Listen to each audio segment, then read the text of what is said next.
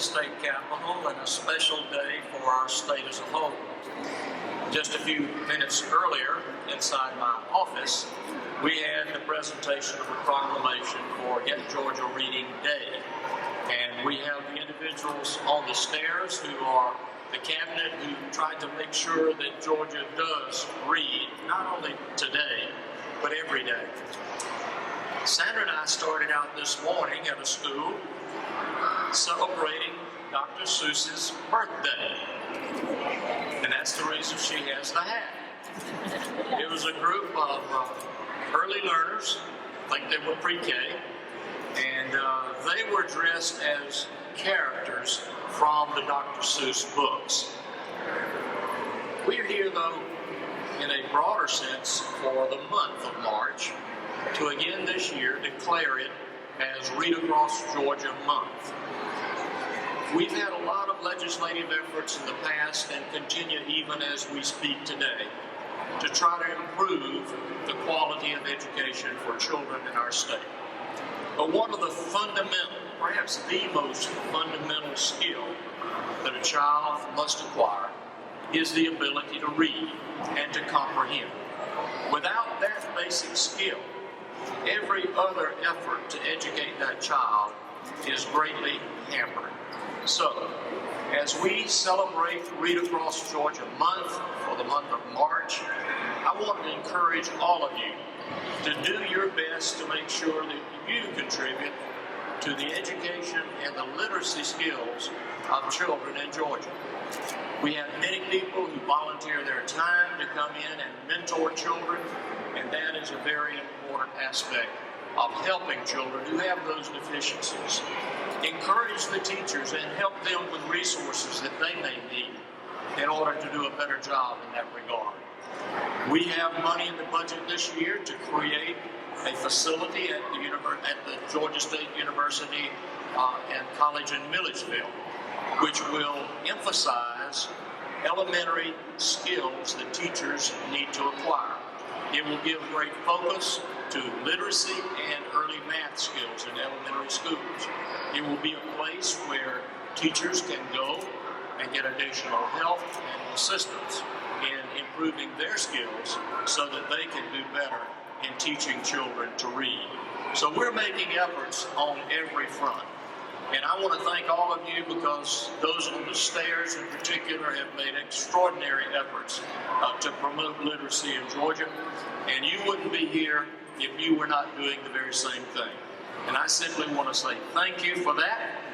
Now, I have a proclamation too. I couldn't just let my wife have a proclamation that she presented inside my office without having a proclamation of my own.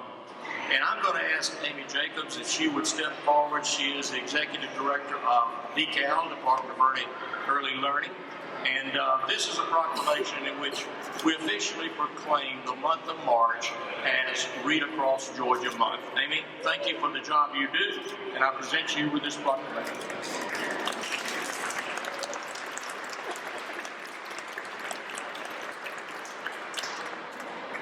Thank you, Governor Deal, for once again proclaiming March 2017 as Read Across Georgia Month. What has become an annual event during your administration clearly demonstrates your continued focus on the importance of reading and of early literacy. So on behalf of the Georgia Department of Early Care and Learning, thank you for allowing us to partner with you and the First Lady in launching this annual literacy campaign. And this year we are also appreciative to have the opportunity to celebrate Get Georgia Reading Day at the Capitol. Both of these efforts, Read Across Georgia and Get Georgia Reading, are working toward the same goal, to increase the percentage of children reading at grade level by the end of third grade. Why is reading at grade level by the end of the third grade so important? According to research, reading at grade level by the end of third grade is a predictor of positive outcomes for children later in life. You're all probably thinking, Amy, you're preaching to the choir, and I agree, I am. But I mentioned reading on grade level by the end of third grade for two reasons. One, because I believe we can never be reminded too often of the goal we are working individually and collectively to achieve, and the consequences if we don't achieve that goal. And second, and more importantly, to point out that this goal and the facts supporting this goal are now a natural part of our daily work our daily conversations, and our culture in the state of Georgia. And how did this all happen? Because Governor Deal made this a priority for his administration, and from day one, Mrs. Deal hit the pavement working alongside us, helping to ensure positive outcomes for children in school and in life is something that Governor and Mrs. Deal have been working on since they began public service. In addition, I can confidently say that now we all agree that the years before kindergarten are critically important. That is why we at DECAL work with thousands of child care providers in public schools who serve over 200,000 children under the age of 5 each year before they enter kindergarten to provide a high-quality early learning experience. And thanks to a recommendation in Governor Deal's FY18 budget, we will expand our work on early literacy through a partnership with the Governor's Office of Student Achievement to provide intensive coaching, training, and professional development for infant and toddler teachers throughout the state through early language and literacy classroom grants. Author and social commentator Garrison Keillor once said, "A book is a gift you can open again and again." This is the 6th year of Read Across Georgia, and during that time, one woman has opened hundreds of gifts and hundreds of classrooms for thousands of children across this state. It is now my privilege to introduce to you this woman, one of the most passionate advocates for Georgia's children I've ever known. As a mother, she taught her own children. As a grandmother, she's teaching her grandchildren. As a teacher, she taught other people's children, and now she's continuing to teach and enhance the well-being of Georgia's children through her unceasing and tireless efforts, especially as she reads across Georgia. Fellow Georgians, join me in welcoming Georgia's First Lady, Sandra Deal.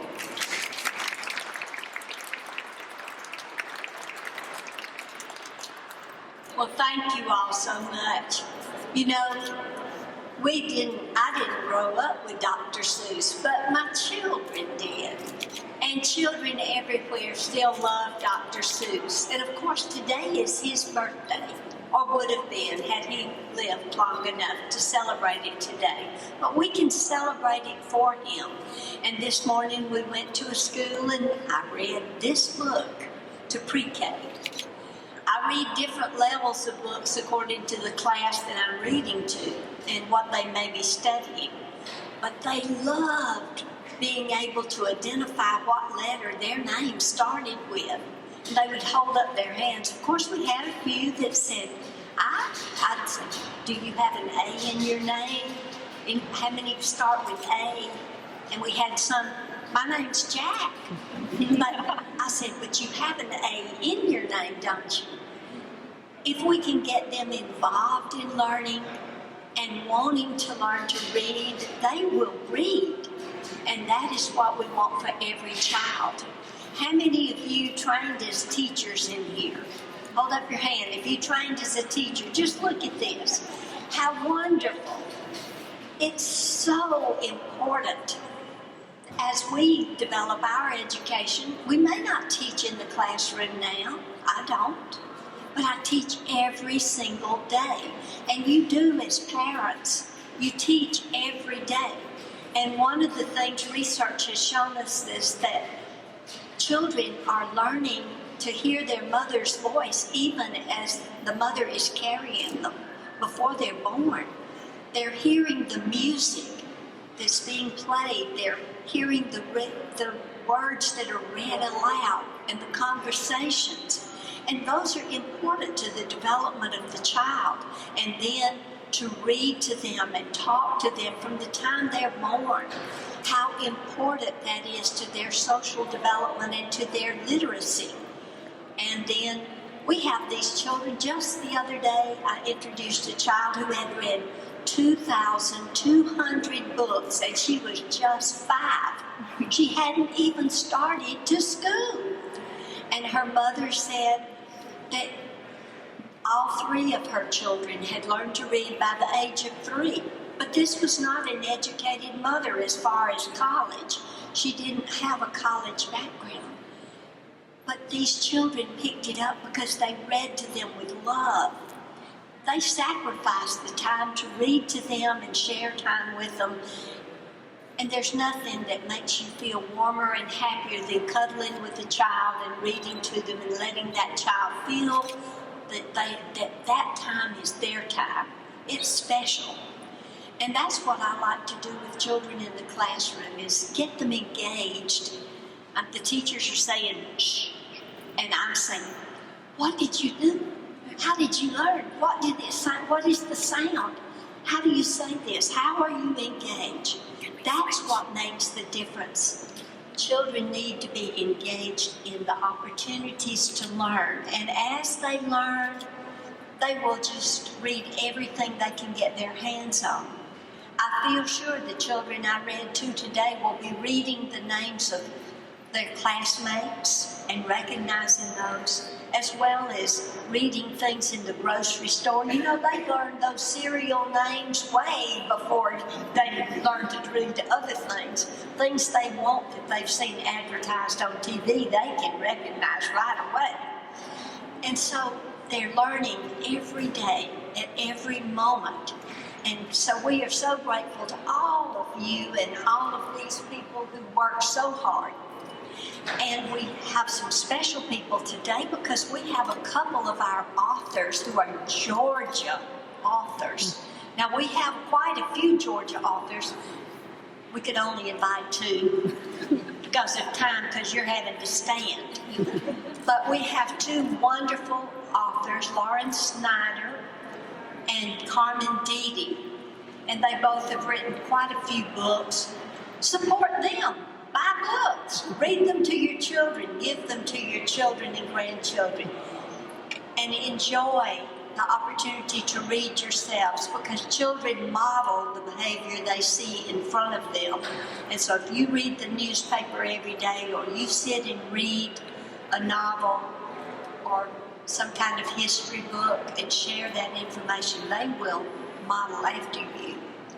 Thank you all. And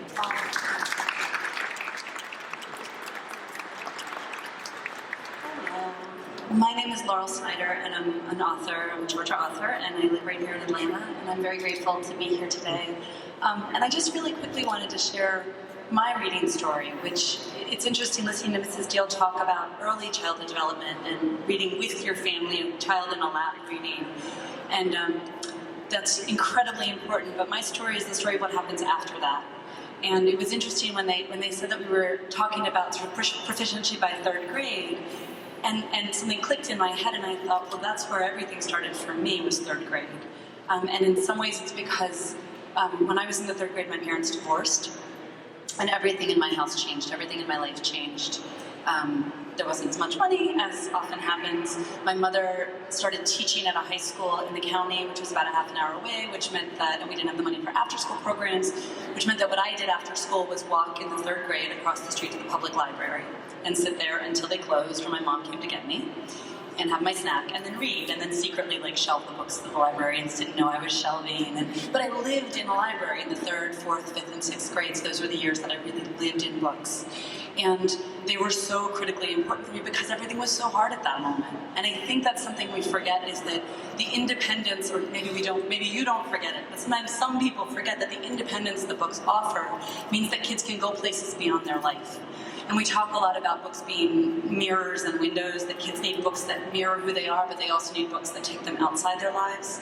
And for me that year, I was able to not be in my sad, cold house or sitting on the steps waiting for my mother to come get me from school, but to be in Narnia or Little House on the Prairie or wherever else the books took me. And to this day, I think back to those years. There was this whole little contingent of kids who went to the library after school, and it's a remarkable thing that 4 of that core group of 10 kids became authors. And we're talking about a public city school in Baltimore. This was not, so I feel like books do change lives. They build empathy, they give us imagination, they take us out of our lives, and they help us see our lives more clearly. And if we can give children that power, it feels like the most important thing in my life. So thank you. Oh, and Arianne Weldon is next. She is the campaign director of Read Across Georgia. Get Georgia reading.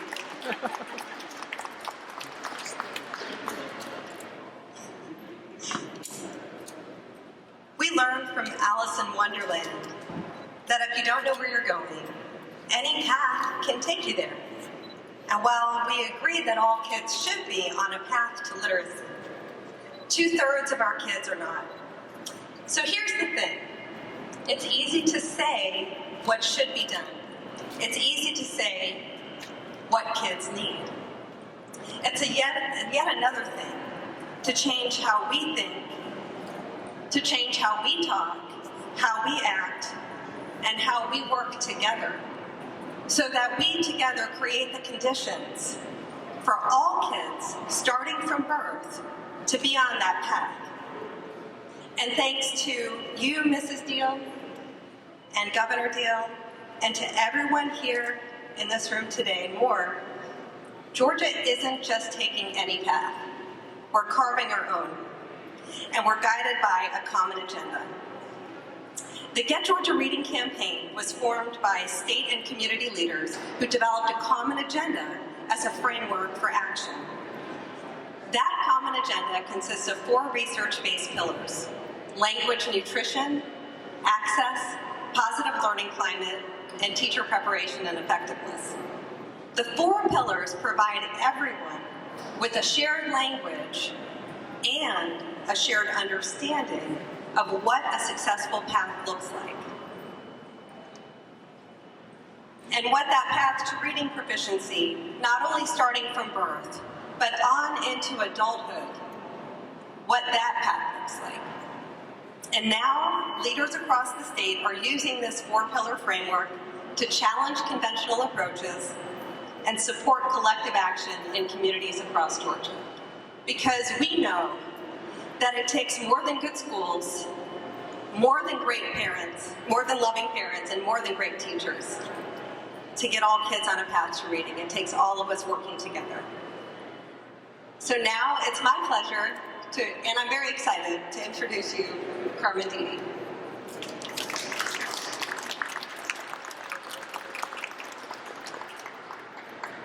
Hola, y'all. You know, sometimes the beginning of your story is just the end of someone else's. The world didn't begin with us, and my path to readership did not begin with me. My father was born in 1924. Don't be alarmed, this is a short story. He learned to read when he was 14 years old. Now, these were the nascent years of the Cuban Revolution. The Cuban Depression, not the Revolution. That would come later. During that time, a time of gnawing hunger, my father, one of several children whose mother had a very small farm, went to school at the age of 6. He did not, however, like the long days and the stinging yardstick. In fact, he called it not my cup of café con leche. And so he liberated himself. This was a time of feral childhood. Are you all still with me? He stopped going to school unbeknownst to my grandmother, and he said it was marvelous. He would spend his days chasing guinea hens, plundering mango groves, lying down on the smooth rocks by El Rio, the river, a place he could always find solace. Away, the little town of Florida, east of the island. The story changes because it has to be brief, and there has to be a story. And real stories, to me, are a lot more interesting. They take those dog-like turns we don't expect, right? We can't predict. There is no algorithm. By 14, he was doing other chores on the farm. His most loathed, his most despised, was the walk into town to la panaderia, the bakery. It wasn't the walk, the ambulating walk, the early morning. It was Antonio, the town's irascible, ill-tempered, cranky baker. Pickled in vinegar, as we say in the South. Antonio, evidently, was a scatological man. Curses, oaths would just fly from his lips, and people dreaded going in, so my papi would run in, put down his real, his dime, the equivalent, take his bread, and duck his head, and head out, day after day, hoping that was his day to receive one of those excoriations, those verbal lashings that Antonio liked to give, until the day he came to la panaderia, and he saw it, smoke, inky black, blowing, billowing out of all the windows or the doors, people standing outside. My father pushed through the door, and Antonio inside was in a blistering fury himself. Remember, this was the Depression. It's called el machadato at the time. Burning the bread, even for a baker? He was so angry, he saw one person and my father became collateral damage. ¿Y tú qué miras, eh? ¿Qué te pasa a ti? Do you think I'm going to read to you today? What's the matter with you? So big you cannot read. My father said he was struck dumb, but not immobilized. Not knowing what to say, he turned barefoot, ran through that crowd and ran through La Selva, the Cuban jungle, and ran to El Rio, a place he could always find solace, remember? And there he wept as only a 14-year-old boy. Dripping shame can weep. We know about shame in this room? Yes? Is no Baptist here? Yes? Of course we do. We'd like to think other people feel, but every person in this room has felt it. And if you're an educator, and most of us are, you know that shame left unattended will curdle. It is a breeding ground for rage. My father stood. He filled his pockets with vengeful river rocks. He made his way back. Hours had passed. The bakery was empty. Antonio was asleep inside, alone. Behind him, mixed with the acrid smell of smoke, was row after row of fragrant and freshly baked Cuban bread. Papi said he took 3-4 steps across those old wooden floors, and one of those boards betrayed him. Said Antonio, shot to his feet, shook the confusion out of his head, looked at my father's eyes bored into him like two augers, and he said, ¿Y tú qué? And why can't you read? As if no time had passed whatsoever. Didn't your mother send you to school? My father looked up and said, she tried, and leave my mother out of it. That man that day, that horrid man, looked at my father and said, no, asked, would you like to learn? My father's reply would have generational repercussions. Teach me. They began with Prince Valiant, comics. Pretty soon he was reading entire articles. After a while he said, I was reading the most colorful obituaries. And seeing words everywhere, stamped on the head of a nail, splashed on the back of an iodine bottle, hand-painted across the storefront. And now we spool to the end of the tale. When he told me this story when I was a young author, not a grandmother as I am now, trying to make my way, navigate the world of children on the borders of literacy border dwellers, if you will.